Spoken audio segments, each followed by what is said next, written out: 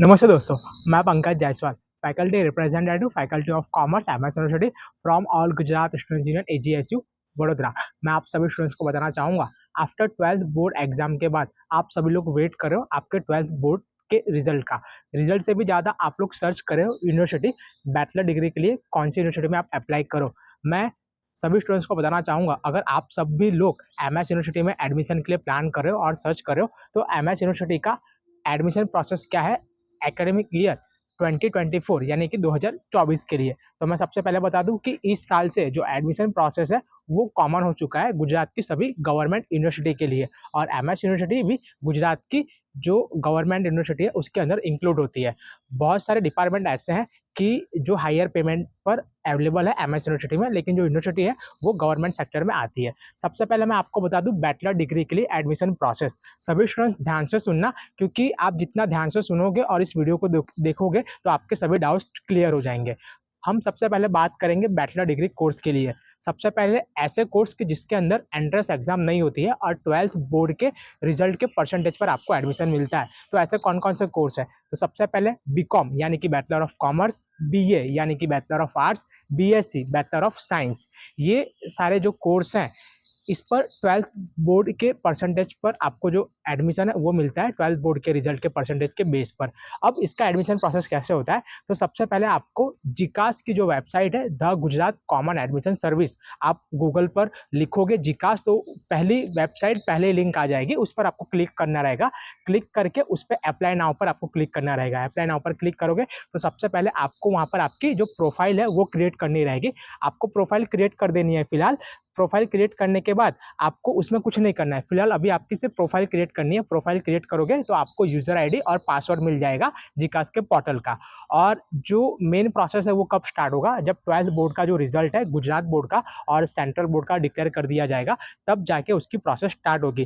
Process में आपको एक बात ध्यान रखनी है, 12th board result, school leaving certificate LC और अटेम्प्ट सर्टिफिकेट, और सेंट्रल बोर्ड के जो स्टूडेंट्स होते हैं उनको माइग्रेशन सर्टिफिकेट प्रोवाइड किया जाता है। इसके बिना आपका जो फॉर्म है जिकास पर वो फॉर्म सबमिशन हो ही नहीं सकता, और ना ही आप फीस पेमेंट कर सकते हो। तब तक आपको वेट करना होगा। अभी सिर्फ आपको आपकी प्रोफाइल वहाँ पर बनानी है जिकास पर जाके, और वेट करना है 12th बोर्ड के रिजल्ट तक। 12th बोर्ड का जैसे रिजल्ट आता है तो आपको प्रोफाइल में लॉगिन करके आपकी 12th की marksheet, school leaving certificate, attempt certificate, 10th की मार्कशीट, आप जिस भी कैटेगरी में आते हो, आपका कास्ट सर्टिफिकेट, आपके फादर का इनकम सर्टिफिकेट, ये सब जो डॉक्यूमेंट है वो अपलोड करने रहेंगे आफ्टर 12th रिजल्ट। और उसके बाद आपको 300 रुपीज़ यानी कि 300 रुपये जो है उसकी फीस होती है एप्लीकेशन फॉर्म की, वो पेमेंट करना रहेगा।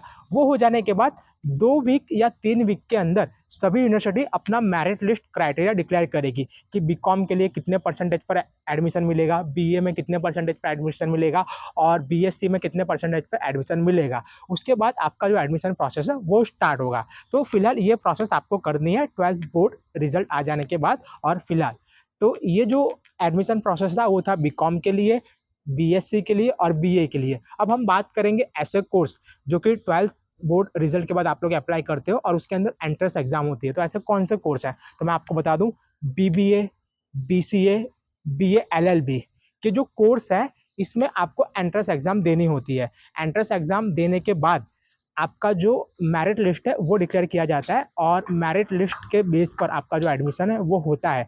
अब इसका एडमिशन प्रोसेस कैसे करना है? तो सबसे पहले आपको इसके लिए भी जिकास की जो वेबसाइट है, the Gujarat common admission service, उस पर आपको आपकी प्रोफाइल क्रिएट करनी है। और 12th बोर्ड रिजल्ट आ जाने के बाद 12th बोर्ड की marksheet, school leaving certificate, attempt certificate, Aadhaar card, आपका फिर जो कास्ट सर्टिफिकेट है वो, और फादर का जो इनकम सर्टिफिकेट होगा, ये सब डॉक्यूमेंट आपको अपलोड करना रहेगा 12th बोर्ड रिजल्ट आ जाने के बाद।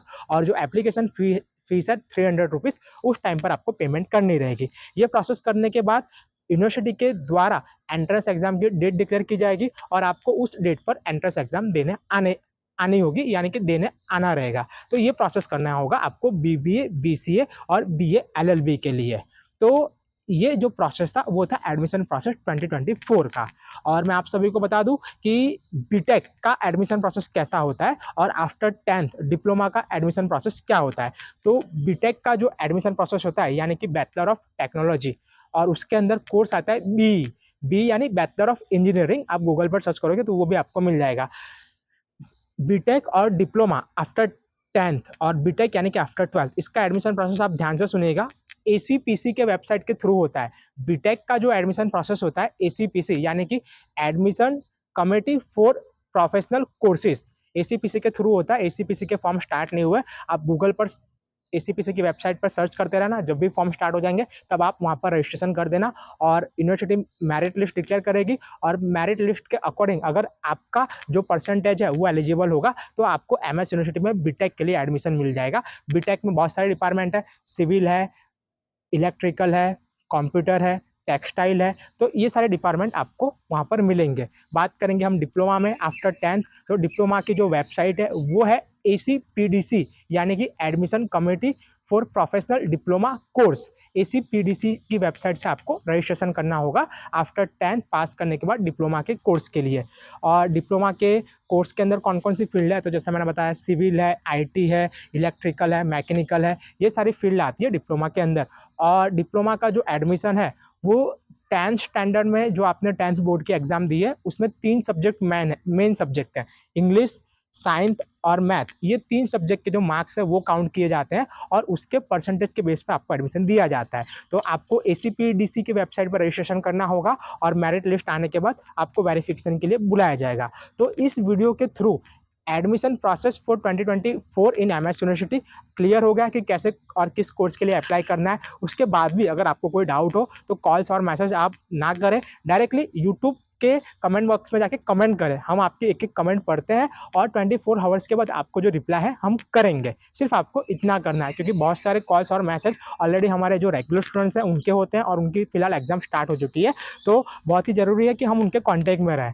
तो आप सभी से रिक्वेस्ट है कि कमेंट बॉक्स में जाके आप की जो भी क्वेरी हो आप वहाँ पे कमेंट कर दें और इस वीडियो को ज़्यादा से ज़्यादा शेयर करें।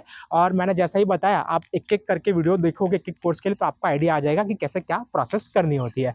और आप अगर एडमिशन इन्फॉर्मेशन के रेगुलर ग्रुप में जुड़ना चाहते हो जहाँ पे अपडेट आ रही है तो नीचे डिस्क्रिप्शन में लिंक रख दी गई है, लिंक पर जाके आप सबसे पहले ज्वाइन हो जाए और वहाँ से आपको सभी अपडेट मिलेगी। और इस वीडियो और इस लिंक को ज़्यादा से ज़्यादा स्टूडेंट्स तक शेयर करें। नमस्कार।